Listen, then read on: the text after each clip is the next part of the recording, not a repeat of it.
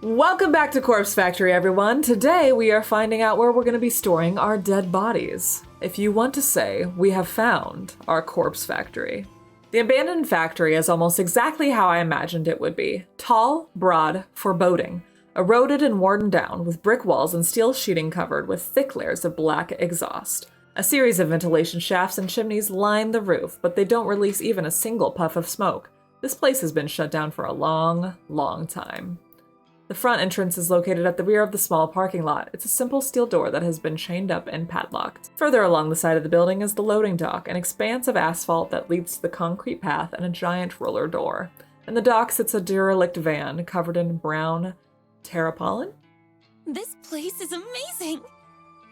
You haven't seen inside yet. I glance toward the steel door, securely chained shut, and wonder if anyone has entered within the last decade. If Kojiro has checked out the inside, then he did well covering his tracks. How do we get in? Around here. I follow his lead as he walks toward the corner of the building. A steel railing bars our path, but he swiftly hurdles over it and continues down the side of the factory. I take a minute to climb the railing, making sure not to twist an ankle as I stick the landing on the other side. Here. Kojiro points to an open window. Thankfully, there seems to be enough of a gap for someone as large as Kojiro to slip through. I shouldn't have an issue getting in either, despite my thin, heavy-set frame. He slides in first, and I quickly follow. And with that, I find myself inside the factory. The place is huge. It's an open-plan design, and it's pretty much empty.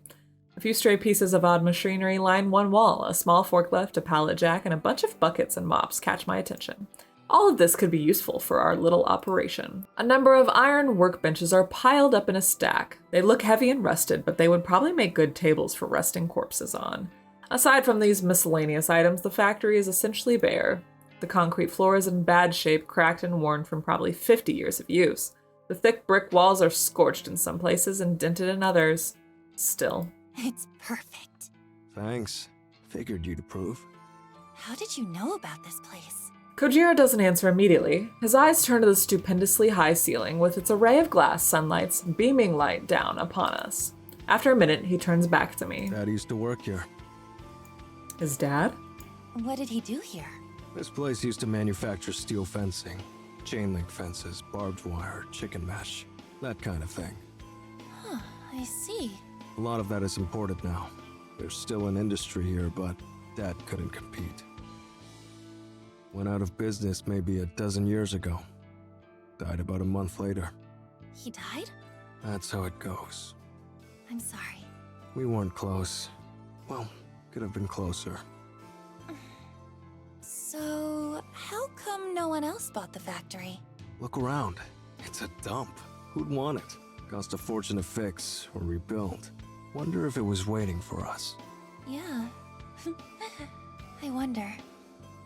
Definitely all seems too good to be true, but this is the real deal. This is our factory now. Going half on this, right? Right. Okay. Good. Welcome home then. Or something. Let's work well together. Roger that. I've entered an unlikely partnership with Kojiro. We've obtained a base of operations safe from prying eyes. The next step is to fill this factory with corpses and carry on with Corpse Girl's grand scheme.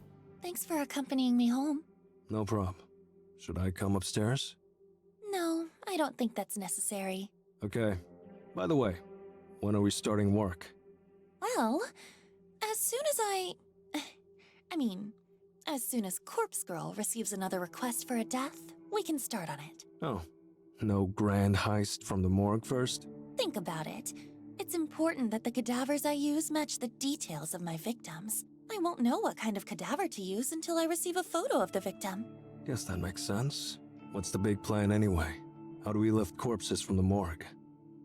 I had a feeling he would ask about this sooner or later. I did tell him that I had a perfect idea after all. I imagine the biggest issue is writing off the bodies, so to speak. If a cadaver goes missing or is unaccounted for, there will be an investigation. Am I right? Guess so. We need to be able to take the bodies away from the morgue without anyone ever knowing they're gone. So, the solution is simple. We only take the cadavers that are due to be cremated. Okay, wise guy. A delivery company picks up the cremains nearly every day. Huh?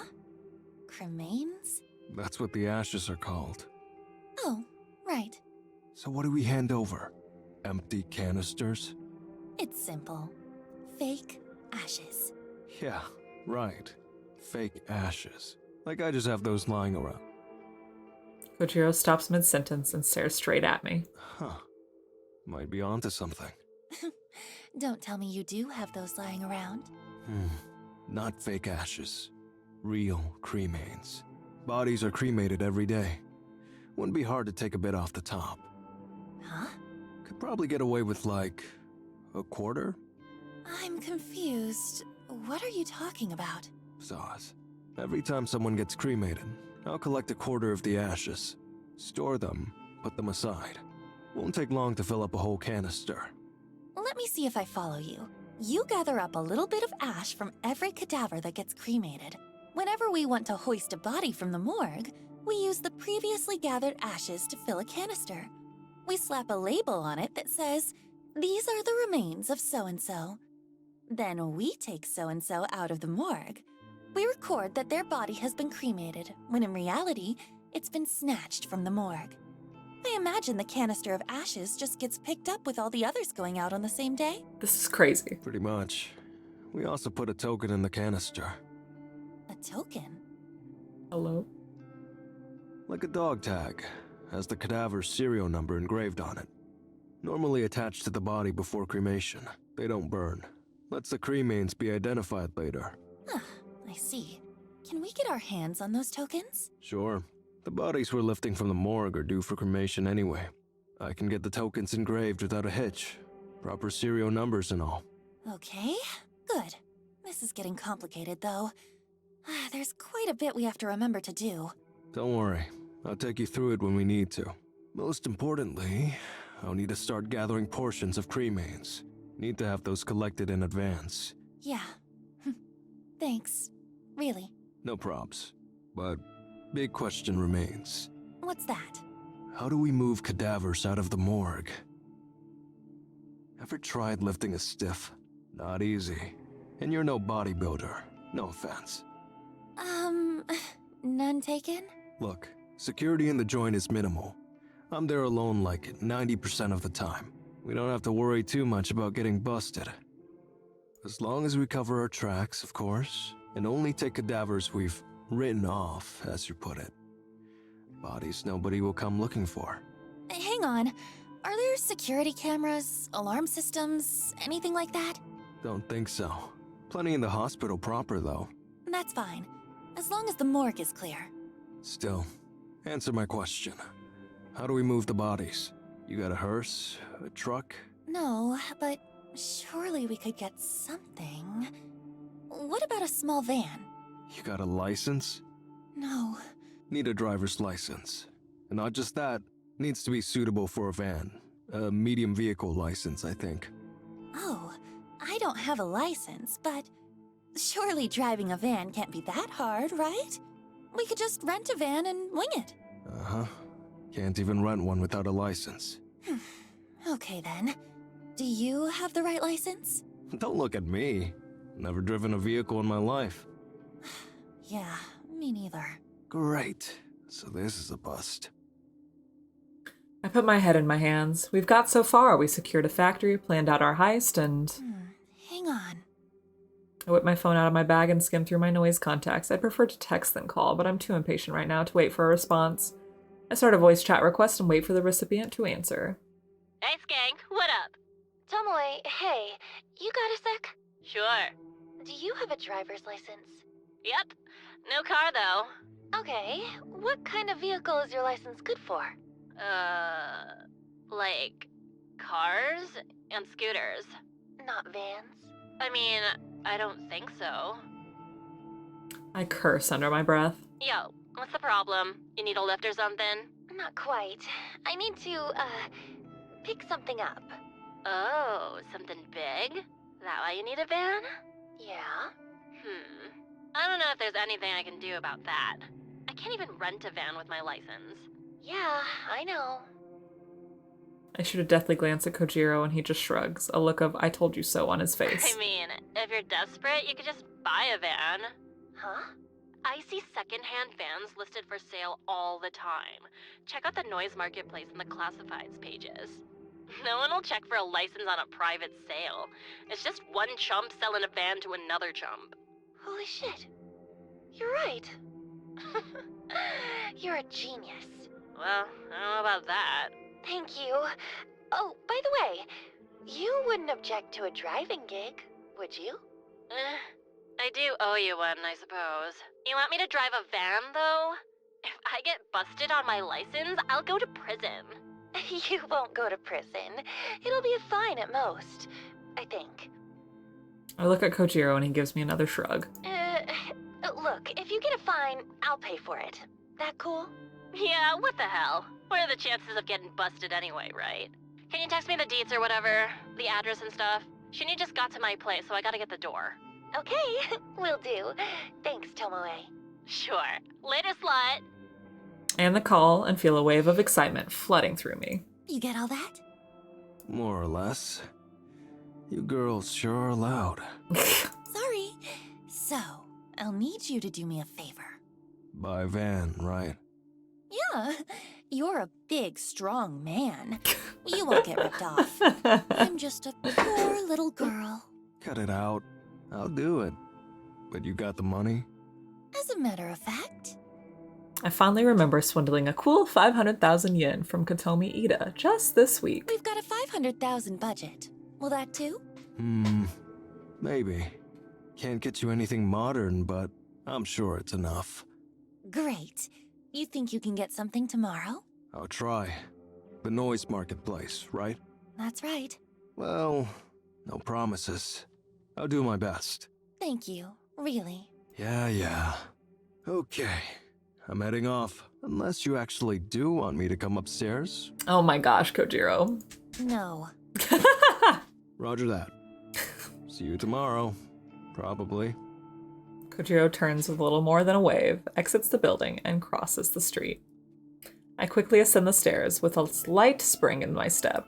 June 12th, Friday morning. I'm more eager than usual to get the day started. When I get out of bed, I take my medication just like usual. I've been good at keeping up with it lately, sticking to my newfound convictions. I wash down the tablets with a glass of water. After getting dressed, I put on my makeup. The same morning routine, the same movements, the same actions. But I feel good today. I'm not dragging my feet. I'm happy that things are moving forward, both for me and for Corpse Girl. As I'm packing my handbag, I receive a call from Aoi. Oi, I haven't spoken to her for a little while. In fact, the last time we spoke, I think it was way back when she didn't come into the office for her first day of work. That was nearly 2 weeks ago. Shit, I really dropped the ball. I'm supposed to be trying to look after her, but I've been so caught up with my own crap. In addition, I've been actively trying to put her out of my mind in order to get over my feelings for her. But now I feel like I've just neglected the poor girl at a time when she needs me the most. I hurriedly answer the call, too guilty to keep her waiting any longer. Aoi! Hey, Noriko? I'm so glad you called. I've been a terrible friend. I haven't kept in touch with you.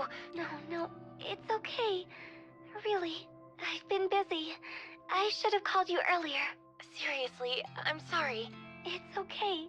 Did you want to talk to me about something? Yes. Well, I think so. Please, you can talk to me about anything. I'm Noriko, remember? Yes, that's true.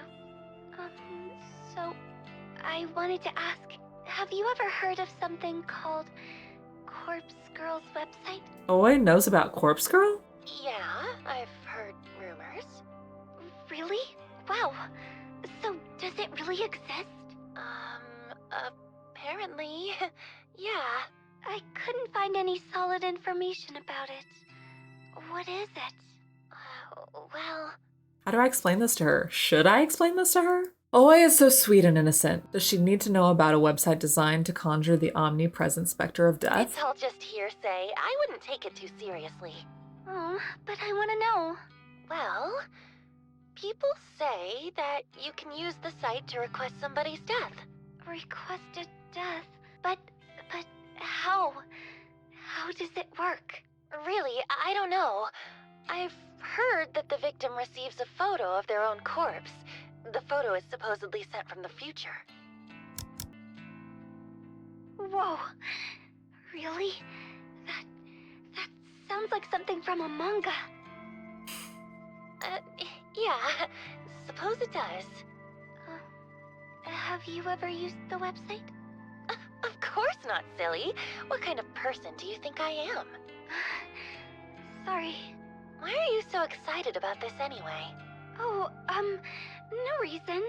I kinda just like weird stuff like this. You do? Oh, I never knew that. You don't know everything about me, Miss Noriko. We really don't know a lot about Oi.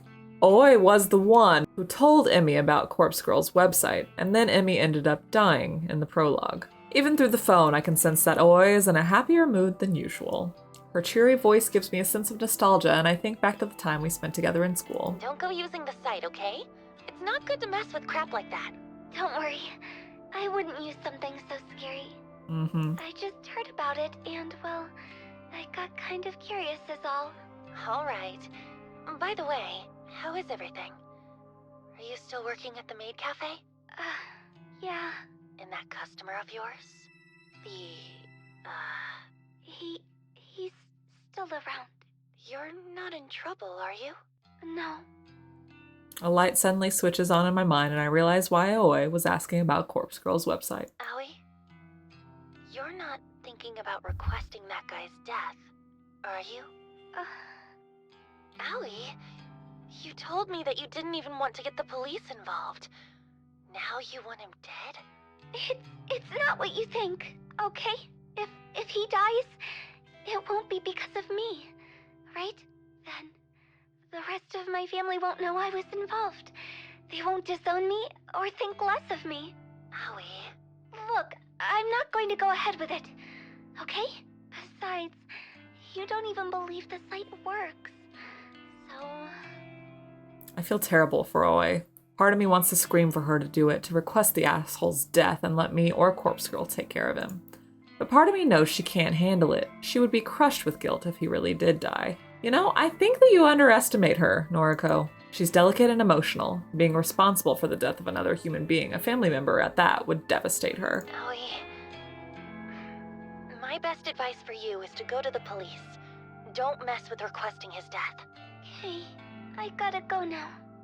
I can see her pouting face in my mind, the face she makes when she doesn't get something she wants. She's not a childish person, but her disappointment is often evident in her I'll expressions. speak to you soon, okay? Okay, bye. She ends the call and I heave a sigh. I get the nagging feeling that she's going to do something rash, but really, can I blame her? That guy, whoever he is, has been harassing her for so long, it's only natural she'd be at her wit's end. So if she makes the request, I'll take care of him, and if the guilt eats away at her, I'll be there to comfort her. It's the least I can do as her friend, Noriko. It's the least I can do as Corpse Girl. As I resume getting ready for work, I can't help but replay the conversation in my head. Oi definitely seemed excited about the prospect of Corpse Girl's website being the real deal. Excited, eager, filling with anticipation, that same dizzying feeling I get whenever I'm waiting for a victim's death. Waiting for a victim's death. And then it hits me, and I immediately realize why Oi was so excited. Why she called me in an uncharacteristically talkative mood. She wanted my opinion on Corpse Girl's operation. She wanted affirmation, confirmation. She wanted reassurance that her victim really is going to perish. She doesn't know that I'm Corpse Girl. She simply wanted a knowledgeable friend to confirm if the rumors are true. Because she has already submitted her victim's photo to the website. And she can't wait to find out if he's going to die. Throwing my handbag to the floor, I grab my laptop from the bed. It's right where I left it before falling asleep last night. I boot it up and log into Corpse Girl's website. The little blinking notification that I dream about seeing greets me. 3 new requests. 3 new requests? How? I can't believe what I'm seeing. I quickly queue up the photos to download.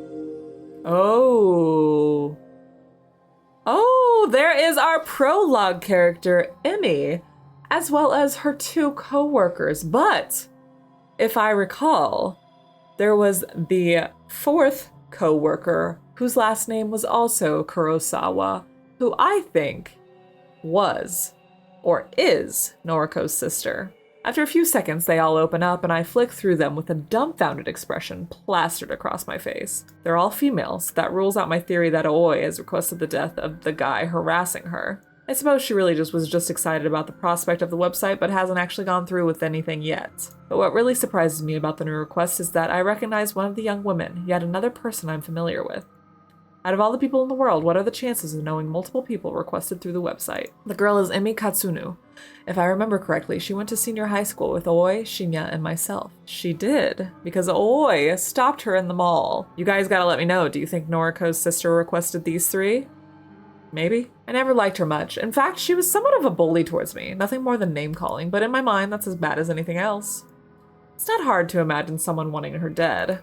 The other two victims are strangers to me, a ditzy-looking airhead with pink hair and a worn-out, strained woman who could be anywhere from 20 to 40. To get 3 requests all at once is remarkable. How am I going to work through all of these? It's a shame that my operation with Kojiro isn't fully set up yet. It would be fantastic to go all out on these requests, secure some corpses, and take some truly convincing photos.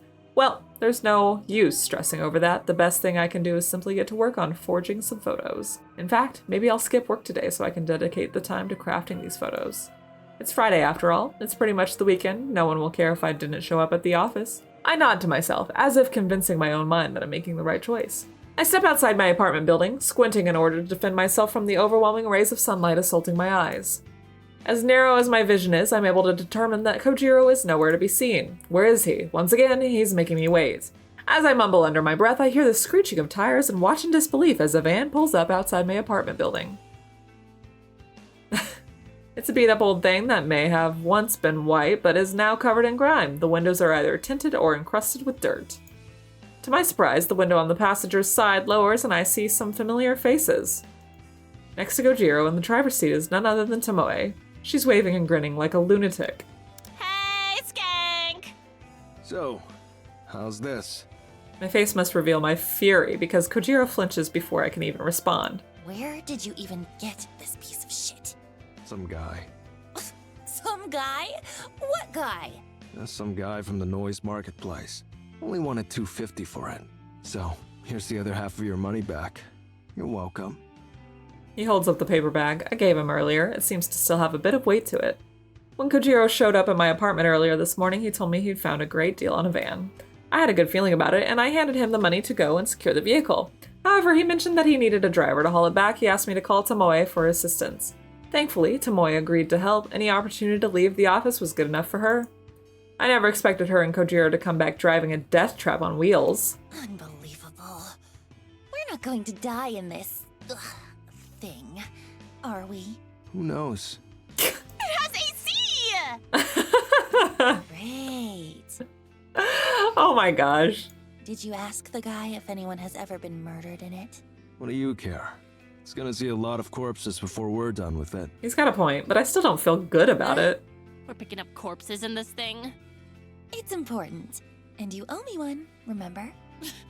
That shit's gross. I don't mind driving, but come on. Ugh, whatever. As long as I don't have to touch nothing. I'm doing the heavy lifting.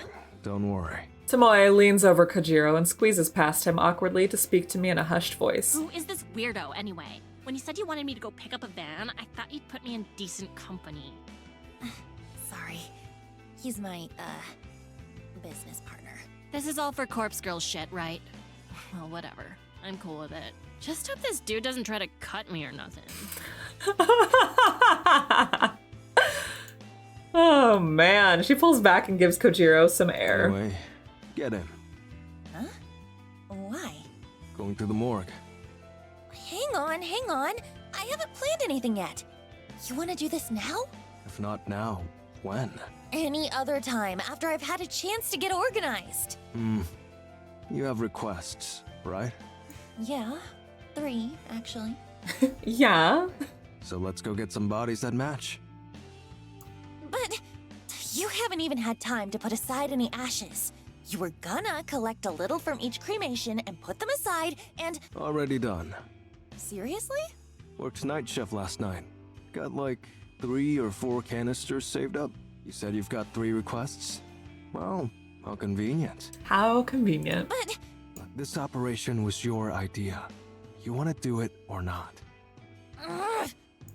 I'm just not ready. Kojiro thinks he can just rock up to my place and take me to the morgue, somewhere I've never been. I've had no time to prepare myself, no time to even think about it. Visiting the factory yesterday left me feeling pretty exhausted. Having to tackle another new place today is simply too much to ask. I told you I'd guide you through the process, right? There's nothing to worry about. You don't understand. I've never been to the morgue before. Tomoe shoots me a quizzical look from behind Kojiro. You nervous? I think I understand. For me, it's the most relaxing place on Earth. My little sanctuary. Really? Sure. No one to talk to me, no one to bother me. Unless you count the dead, of course. I suppose that's true. And you won't be alone. You've got me and this chick. It's Tomoe, thank you very much. I love Tomoe. Right. Sauce. Saws. I take a deep breath and brace myself for the next thing I'm about to say. Okay, let's go. Kojiro is right. Everything will be okay. I need to get used to going to the morgue. It's a new place, but it's going to be an essential place. I tell myself that this is all for Corpse Girl. For me. For us.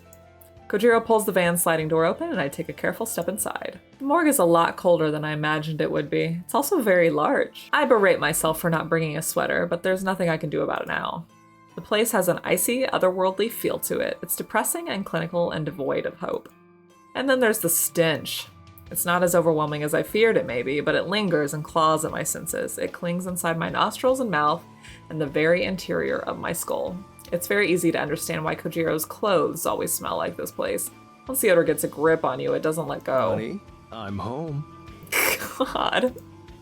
Poor joke and poor taste, even for Kojiro. I feel like I'm going to vomit. Even Tomoe is looking a bit paler than normal. I'm surprised she accompanied us inside after she spent the whole drive over insisting that she would stay in the van. They store bodies in here? Of course. See all these lockers? They're cold chambers. Pretty much all of them are full. A body in each. Fucking disgusting. Noriko? Yeah? I keep things in order around here. Chambers on the left wall are cadavers due for cremation. And what about the lockers on the right wall? No touchy-touchy. They're new arrivals or they're being collected for some reason or other. Autopsy, funeral, etc. Got it. So, we can only make use of the cadavers in the lockers on the left wall. That's a bingo. That's a bingo. I listlessly wander over to the left wall. There must be dozens of cold chambers here, all lined up in neat rows. Some doors are slightly ajar and peeking inside reveals that they're empty. But the vast majority are sealed tight, the occupants within sleeping soundly. Hey, question. Shoot. How do I know who is in each locker? Like, if I wanted to get an old woman's corpse, do I just have to search blindly? Nah. Okay. Then what do I do? Come here. I walk over to Kojiro and follow him to a large computer monitor mounted on the far wall. He taps on a little panel inset into the wall and a shelf pops out revealing a keyboard and mouse. Familiar with databases? Somewhat. Perhaps all my data entry experimentation on Temujin will pay off here. It's pretty simple anyway. Live database contains the current inventory items. Ew. Ugh. You refer to these bodies as inventory items? What would you call them? Well, like, they used to be real people and shit, right? Why not show some respect? I don't understand. They're cadavers. I put a trembling hand on Tomoe's shoulder. I want to comfort her, but the act of doing so is still alien to me. Don't worry about him, Tomoe. He can be a bit insensitive. He's a freak. Wow. Ouch. Tomoe scoffs and makes a gesture with her middle finger. I'm a little surprised that she's so bothered by this. It's kind of funny that she holds respect for the dead, but not so much for the living. Okay. So, I can search this database for bodies that match my needs. Yep. Just use the filters at the top. Not many categories, but it has the basics. Age range, gender, name. Not that that'll be useful to you. Actually, that's about it. It's enough. It'll save some time at the very least. Okay, so you want to hoist 3 bodies today, right? You said you have 3 requests?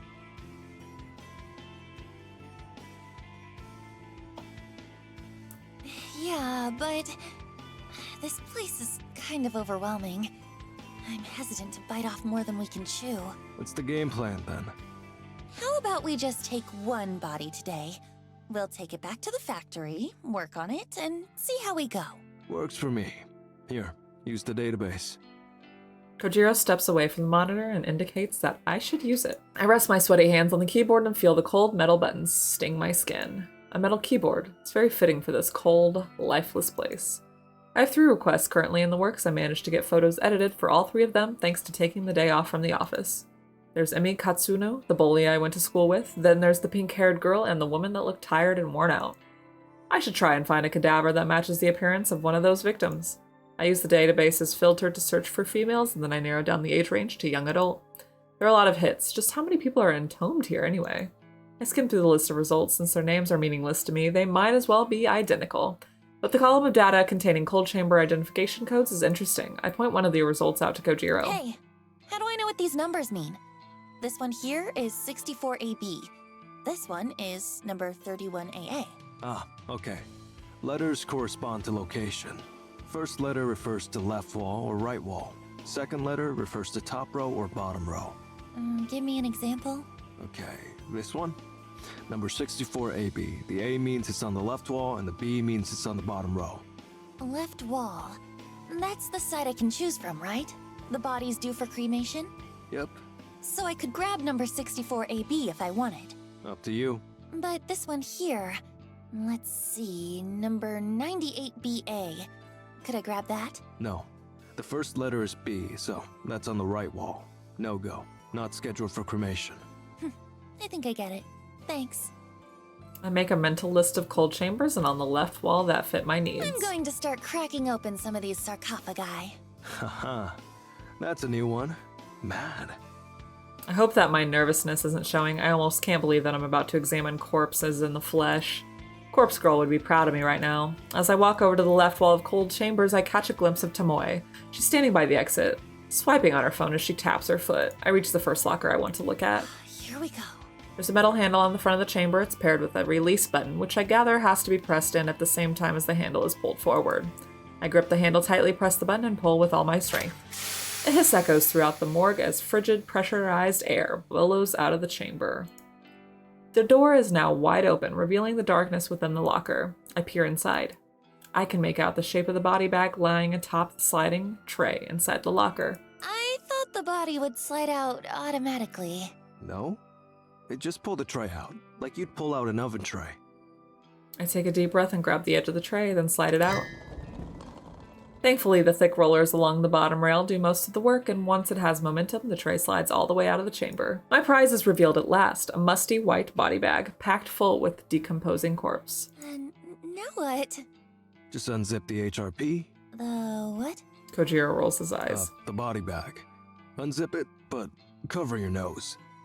I do as I'm told. My left hand pinches my nostrils, and my right hand grips the tag attached to the bag zipper. I tug the tag down and drag it along the length of the bag, and the zip makes a familiar sound, and I smell the decomposing corpse and vomit on the ground and fall to my knees trying to catch my vomit and hold my nose closed at the same time. Tears well in my eyes, and I can't help but cry as the stench strikes me across the face again, and the river of bile and sick pouring down my clothes feels like a searing hot cattle prod against my skin. The sight of the corpse in the bag flickers in my vision and sears itself into my retinas, and I can't get it out of my head, even when I close my eyes, and I can't get it out of my head, and I can't not see it anymore, and I can't help but think of my own reflection, and how much I resemble Noriko and Corpse Girl and the corpse in the bag, all mixed together in some completely fucked up hybrid of decaying flesh and bone. I think Kojiro or Tomoe or Aoi grabs my shoulders to drag me away from the body, but Aoi isn't here anyway, and the hands feel so strong and warm and not brittle and lifeless like mine, and not slender and perfect like Aoi's, but I get dragged away regardless, and my eyes are watering, and the fluorescent lights on the ceiling are magnified by my tears, and I want to tear my eyes out and get the sight of the corpse out of my mind. I've seen so many corpses over the last year. I've seen countless photos of bodies dismembered and asphyxiated and electrocuted and shot and maimed and drowned, and yet the decaying corpse in the body bag, or the HP, or the HRP as Kojiro called it, is worse than any of them. And it's worse than anything I could have ever imagined, and it's worse than me, and worse than Corpse Girl, and for a fleeting moment I begin to question what I've spent the last year doing. What am I doing involving myself with the dead and buried? The frantic screams of a girl resound in my ears and my eyes and my nostrils, and I think she's calling my name, but it doesn't sound like my name. It sounds like Noriko or something along these lines, maybe Yuriko.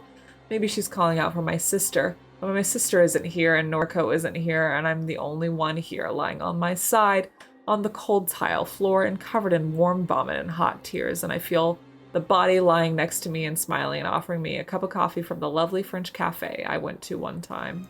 I picture that lifeless corpse in my mind, smiling and calling me names like bitch queen or goth bitch or bitch bitch.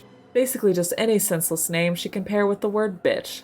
That word I hate so much that Yuriko used to always call me, that mother used to always call me, that word that carries so much hate and contempt and yet rolls off the tongue so easily. The lifeless corpse keeps calling me names, keeps taunting me, keeps growing out her long blonde hair, and she taunts me with her fake smile and fake eyelashes. She corners me in the classroom and pulls my hair and rips out a fistful of it and laughs and calls me bitchy bitch bitch bitch and screams and cackles, and I realize that she's always bullied me like this and I hate her for it because I never did anything to her. I never did anything to Emi Katsunu, but she always bullied me, but she never bullied Aoi because no one was allowed to bully Aoi because the teachers all said so. They all said she's been through too much already, but it's okay to bully Noriko. Or me. Or Noriko. That's fine, they all said. So Emi liked to bully me and call me that bitch, and she liked to pull my hair out, but that's fine because hair grows back eventually, and it's meant that she didn't bully Aoi. So in a way, I was protecting Aoi, and that's all that ever really mattered. All right, honey, it seems like we're having a full-on panic attack with a lot of trauma coming up. And the corpse in my mind isn't Emi, but it might as well be. It might as well be her, and maybe I can make it her. Maybe the corpse can become Emi Katsunu, and if I send her the photograph of the corpse, then she might kill herself. She might kill her. Fuck.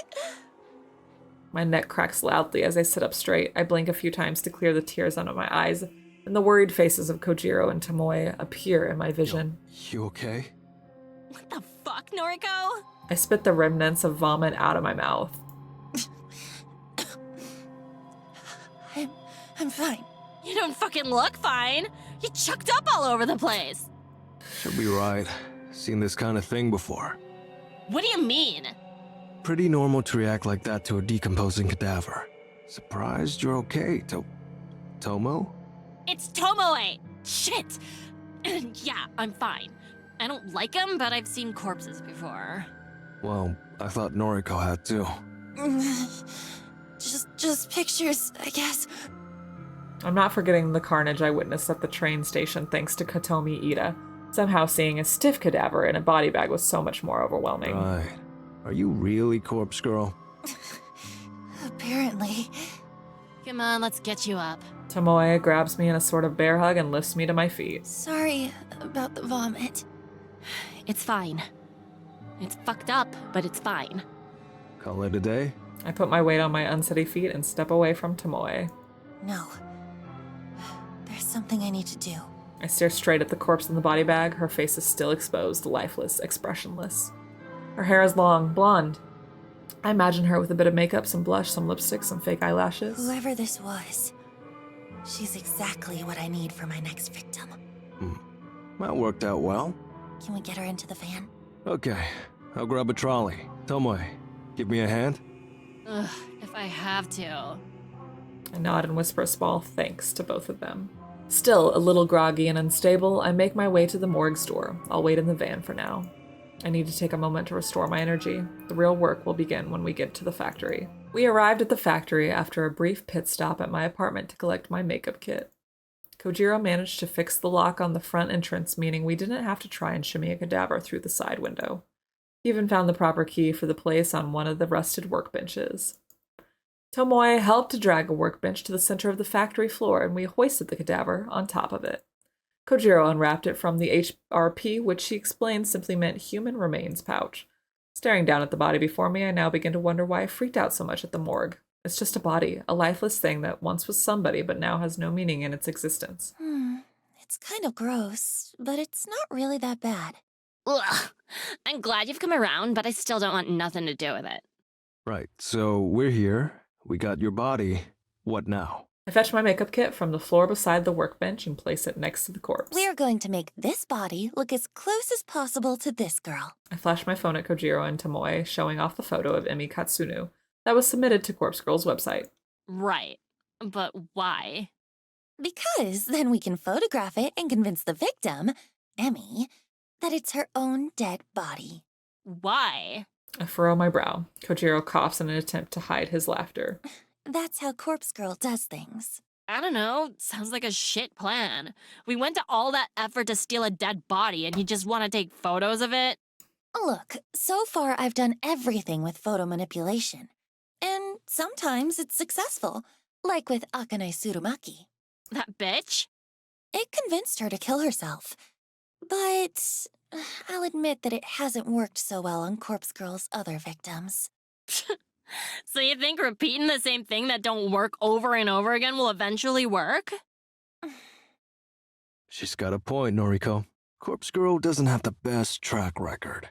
Maybe something has to change. But what? This is the way I've always done things, and... I hang my head in defeat. I don't know what to do. Spent all morning crafting fake photos of my 3 victims, but for what purpose? They're not going to convince anyone to kill themselves. And now I'm standing here in the factory looking at a corpse that I want to decorate as Emi Katsuno just so I can take photographs of it. There's no point in doing so. I already crafted the photo of Emi's death, so why am I here? What the hell am I doing? You two are right. I can't keep going on like this. I've already crafted a photo of this victim's death. So I really don't know why I let it get so far. I guess I didn't truly think we'd pull this off. I kind of just went along with Kojiro's suggestion to go to the morgue. Hey, don't pin it on me. This is your scheme. The weirdo is right. This is on you, Nariko. They're right. They're both spot on. I don't know what I'm doing. I'm just wasting my time, their time. I'm wasting Corpse Girl's time. Here, give me your phone. Without waiting for approval, Tomoe snatches my phone out of my hands. She swipes past the photo of Emi, then swipes back to it. You said you already made the corpse photo. Where is it? I don't keep it on my phone. That would be stupid. The only copy is still on my laptop at home. But you've got a photo of this bitch on your phone. Well, yeah. I just pulled it from her noise profile earlier. It's exactly the same image that was uploaded to Corpse Girl's website, though. Right. Hold it. How did you know the Vic's name? Corpse Girl doesn't ask for a name. Oh, this girl... I actually went to school with her. It's a coincidence, I assure you. Uh-huh. Kojiro's getting a little sketched out, I think. A little sus. Look, that doesn't matter, does it? Well, tell me what the corpse photo looks like. Well, it wasn't my most creative work. I had 3 requests to fulfill in a short amount of time, so I kinda made them all similar. I made it look like this girl, Emi, fell from a tall building and splattered on the pavement. Fucking lame. Yeah. Why did you want to know, anyway? Well, I've got an idea for you. I know, I'm just the driver and all, but you've dragged me in this far, so at least let me make a suggestion, Kay? Okay, go ahead. We've got this here body. You've got a corpse photo of the bitch all locked and loaded. Let's kick it up a notch. Take your time to apply makeup. Make the body really look like the victim. Send her the corpse photo first, and then we'll deliver this body to the bitch. Deliver the body? We rock up at her joint, leave the dead body on her doorstep, and then we fucking get out of there. Can you imagine how fucking scary it would be to come face to face with your own corpse? Think about it from her perspective. She gets a photo of her own dead body, right? Then, like, hours later, just as she's trying to get it out of her mind, her own corpse shows up at her house. She'll fucking snap, I guarantee it. Hell, I probably would too, and I know what's going on. I can't believe it. Tomoe has completely lost the plot. Her plan is incredibly devious. It's almost evil, and I'm in love with the idea.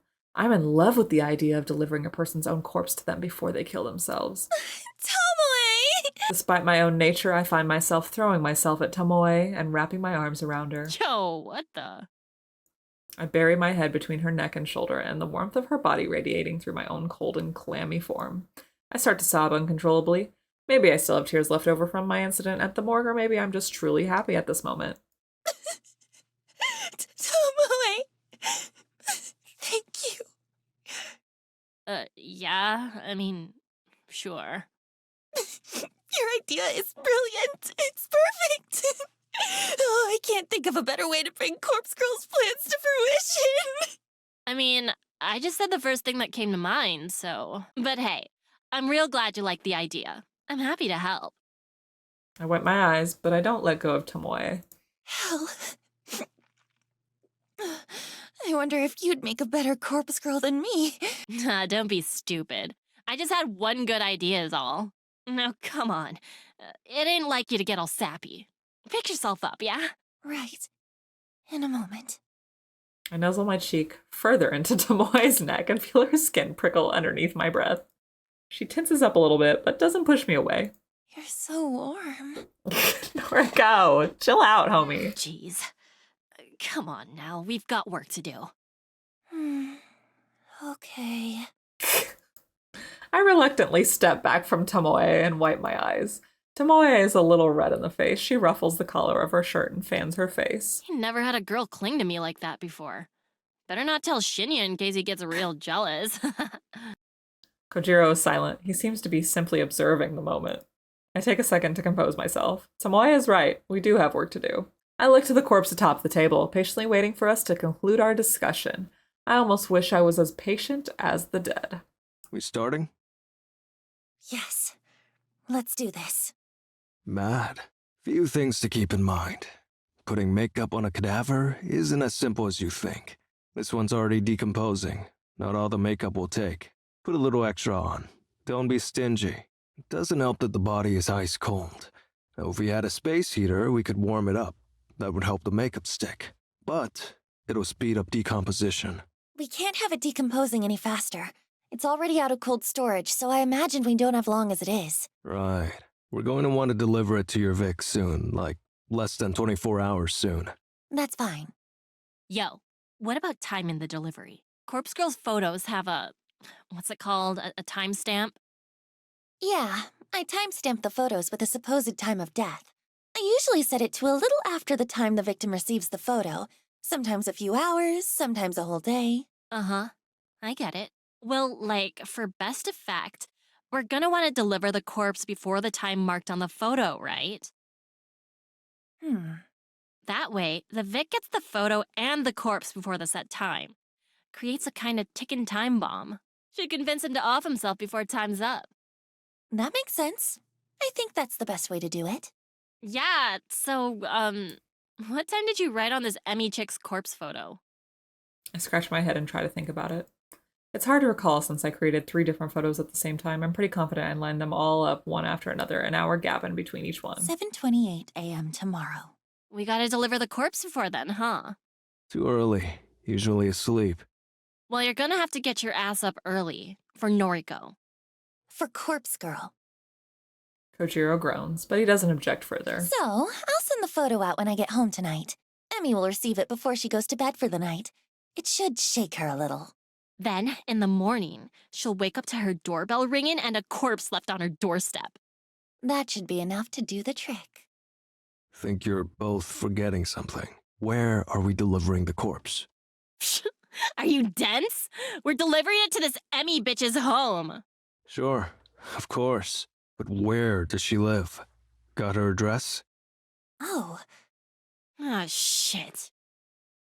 A hole in the plan, a massive flaw that we completely overlooked.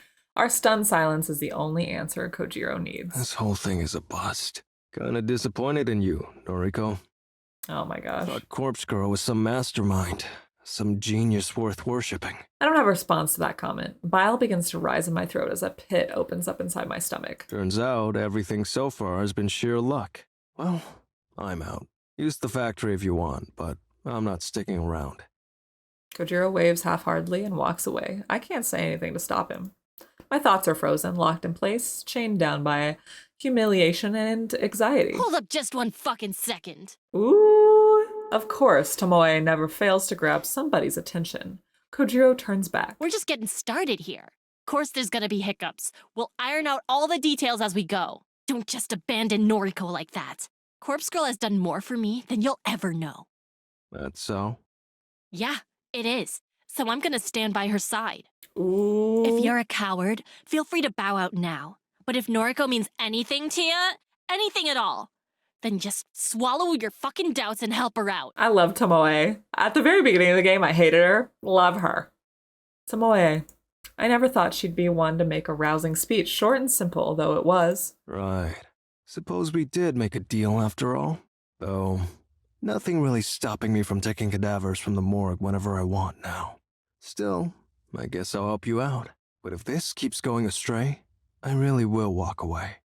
Fine, but follow through on this one victim at least. I managed to gather up enough strength to make a simple plea. Please, I can't do this without you. Okay. Find Emi's address. If Tomoe drives, I'll handle moving the corpse in the morning. I nod firmly. Okay, I'll work it out. Thank you, Kojiro. Kojiro waves once again and takes his leave. The heavy steel door at the front of the factory slams shut behind him. Phew. Okay, got any ideas? Maybe one. Can you call Shinya? Ask him if he remembers Emi Katsuno from school, and see if he knows where she lives. Shinya? Oh yeah. He said once that you went to school together. Guess he might know Emi too, huh? My thoughts exactly. I'm going to make a call as well. I quickly make a call to Aoi. As the phone is ringing, I look up at the skylight above. The sun has nearly disappeared from the sky and we're running out of light. If there was electricity connected here, we wouldn't have a problem, but if it gets much darker than this, we're going to struggle to apply makeup to the cadaver. Noriko? Hey, me again. Feels like we just spoke this morning, hey? It was this morning. Yeah. Listen, just a quick question. Do you remember Emi Katsuno from school? Katsuno? Okay, that's really freaky, Noriko. Huh? What is? I bumped into Katsuno just today at the mall. You're kidding. I'm serious. She was pretty distressed, actually. She just got fired from her job. I see. Actually, it's kind of funny. I spoke with you about Corpse Girl's website this morning, and I spoke to Katsuno about it too. Really? Seems like there's someone she wanted dead. Maybe. I'm not sure. Perhaps her boss that fired her? Interesting. Why are you asking about her anyway? It's an odd question, but do you happen to know where she lives? Yes. Wait, seriously? Mm-hmm. Want me to send you her address? Are you going to visit her? Oh, Howie. If you could send her address, then I'll really owe you one. Sure. I'll text it through. I didn't think you'd actually know it, but I wanted to ask anyway. No problem. I followed her home today from the mall, so I guess it worked out well for you. Why did you follow her home? Hang on. Aoi followed Emi home from the mall, like she stalked her? What did you say? Oh, I followed Emi home today. I got on the train carriage behind hers. Well, don't worry. She didn't see me. Howie, what are you talking about? Yeah, what is Aoi's deal? Well, I wanted to find out if she was going to use Corpse Girl's website, since I recommended it to her and all. I don't know what to say. Hey, I'm still at work, okay? I shouldn't really be talking on the phone. We'll chat later. Bye-bye. Strange. Howie, wait, don't hang Up. The phone call ends abruptly. I'm baffled by the fact that Aoi followed Emi home. I can't quite figure out what must have been going through her head at the time. But right now, I don't have the time to worry about it. I need to finish up here at the factory. I notice that I have an unread message on my phone. I open it up to find Aoi has sent me Emi's full address. Well, at least I got the address. You got it? Nice. Shinya barely remembered the chick apparently, so it wasn't really helpful, sorry. No trouble. We got what we needed. It's getting dark. Help me put some makeup on the corpse. Okay, show me that photo of Emi again. We better do this properly. Right. Here. I bring up the photo and we examine it closely before setting to work. Well, everyone, we figured out the plan behind our prologue character Emi's death. We'll have to pick it up in the next episode to see how it all goes down in the morning. Thank you so much for watching. You can call me Phoebes or Phoebe, and make sure to hit that subscribe button so you can keep up with the Corpse Factory series. Thank you so much for watching, and I will see you in the next video. Bye!